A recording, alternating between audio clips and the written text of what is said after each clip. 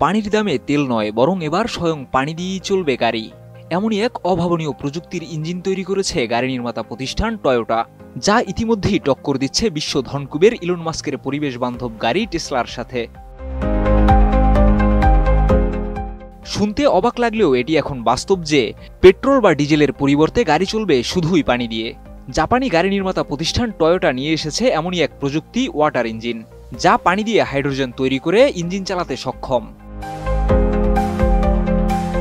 যানবাহন শব্দটি শুনলেই চোখে ভেসে ওঠে ধোঁয়া, শব্দ দূষণ আর পরিবেশের ক্ষতি। তবে সেই চিত্রটাই পাল্টে দিতে চাইছে টয়োটা। টেসলার পরিবেশ বান্ধব ইলেকট্রিক গাড়ির পর এবার তারা নিয়ে এসেছে টয়োটা মিরাই।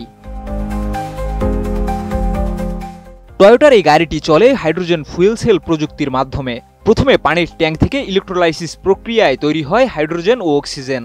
এরপর এই দুই উপাদানের রাসায়নিক বিক্রিয়ায় উৎপন্ন হয় বিদ্যুৎ, যা শক্তি দেয় গাড়ির ইঞ্জিনে। আর এই প্রক্রিয়ায় একবার পানি ভরলেই গাড়িটি চলতে পারে প্রায় 400 মাইল।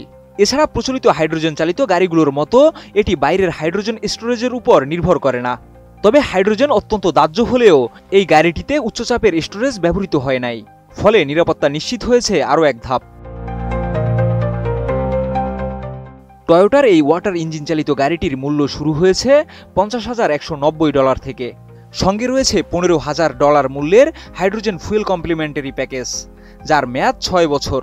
রয়েছে 8 বছরের ওয়ারেন্টি ও 3 বছরের লিজ অপশনও। যে পানি এতদিন ছিল ইঞ্জিনের সবচেয়ে বড় শত্রু, আজ সেটাই হয়ে উঠেছে জ্বালানির বিকল্প। এই প্রযুক্তির মাধ্যমে শুধু গাড়ির জ্বালানি খরচ নয়, দূষণও কমবে বহুগুণে। টয়োটার ওয়াটার ইঞ্জিন হয়তো সত্যি মানবজাতিকে এক ধাপ এগিয়ে নিয়ে যাবে একটি সবুজ টেকসই ভবিষ্যতের দিকে।